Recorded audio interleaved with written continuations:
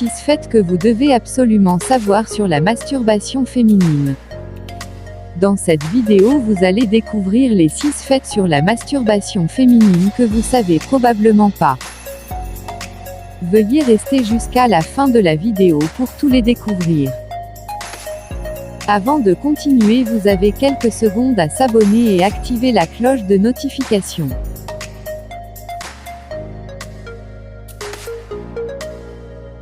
C'est parti.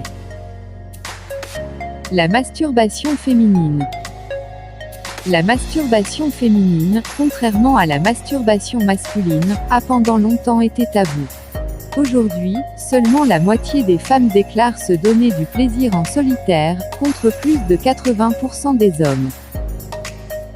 Pourtant, la masturbation féminine est une pratique sexuelle essentielle à l'épanouissement et au bien-être sexuel. Zoom sur ce plaisir sexuel chez les femmes et ses bienfaits au quotidien. 1. Masturbation chez la femme, qui sont-elles? Selon les études, 62 à 82% des femmes des sociétés occidentales avouent avoir déjà eu recours à la masturbation, ce qui est nettement en dessous du taux des hommes. 2. Les femmes sont moins nombreuses que les hommes à se masturber. Il convient plutôt d'affirmer que les femmes moins nombreuses que les hommes à déclarer avoir recours à la masturbation. Ce phénomène, qui a pourtant échappé à la culpabilisation religieuse et l'affranchissement de certaines craintes d'origine médicale, peut s'expliquer par l'impression de solitude que les personnes interrogées, surtout les plus jeunes, peuvent ressentir vis-à-vis de la masturbation. 3.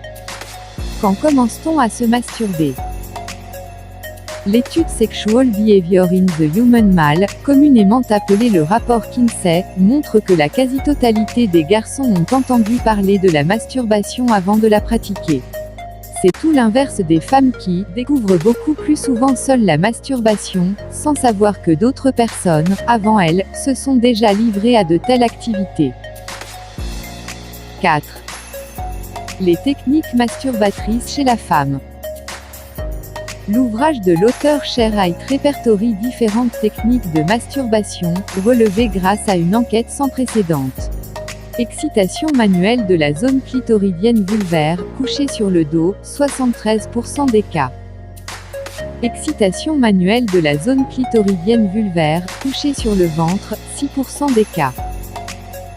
Serrer et pousser la zone clitoridienne vulvaire contre un objet doux. Inclut parfois également une pénétration vaginale, 4% des cas. Serrement répété des cuisses. Inclut parfois également une pénétration vaginale, 3% des cas. Pénétration vaginale, 1,5% des cas. Alternance de différentes techniques, 11% des cas. La majorité des femmes rapportent que lorsqu'elles se masturbent, elles doivent s'aider d'un lubrifiant. De plus, après un orgasme, leur clitoris est si sensible qu'elles doivent éviter de le toucher pendant un moment. Pour la quasi-totalité des femmes, la masturbation est clitoridienne, ou externe. 5. La masturbation féminine est-elle normale? Pour les auteurs Nern et Hemsley, il n'existe aucun consensus ni principe sur ce qui est normal. De nos jours, il relève de la responsabilité de chacun de trouver ce qui est important pour lui en termes d'accomplissement sexuel et émotionnel. 6. Indications et risques de la masturbation féminine. Il existe de nombreuses indications de la masturbation qui présentent un intérêt indéniable pour la santé de l'individu. Soulager des tensions sexuelles, se substituer aux relations sexuelles avec un partenaire. Réduire l'anxiété, la tension nerveuse. Se mettre en relation avec son propre corps. Contribuer à avoir des rapports sexuels satisfaisants avec un partenaire. Construire un vecteur d'indépendance et d'autonomie. Procurer des orgasmes différents de ceux obtenus durant le coït. Prendre conscience de son anatomie intime, de ses zones érogènes, de ses sensations internes, pour mieux parvenir à l'orgasme. Traiter les dysfonctionnements orgasmiques féminins, la plainte la plus commune en sexologie. Traiter les comportements sexuels déviants. Constituer un divertissement, un vecteur de bien-être, chez celles et ceux qui sont seuls.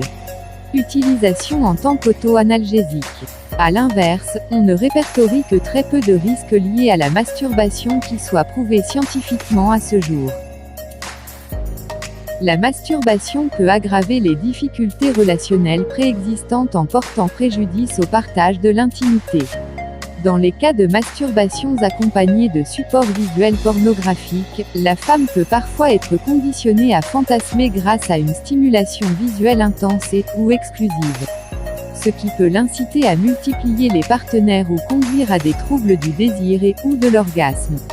La satisfaction de l'adolescente dans l'imaginaire de la masturbation peut parfois se transformer en un piège qui l'empêche d'affronter la réalité. Françoise Dolto a parfaitement su mettre les mots pour illustrer le phénomène, dans le moment difficile où les jeunes sont mal à l'aise dans la réalité des adultes par manque de confiance en soi, leur vie imaginaire les soutient.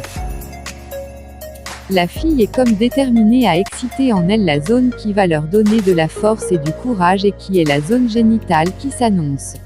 Et, c'est là que la masturbation, de remède à leur dépression, devient un piège. Un piège parce qu'ils se déchargent nerveusement de cette façon et qu'ils ne sont plus soutenus à affronter la difficulté de la réalité pour vaincre ces déficiences beaucoup plus imaginaires que réelles.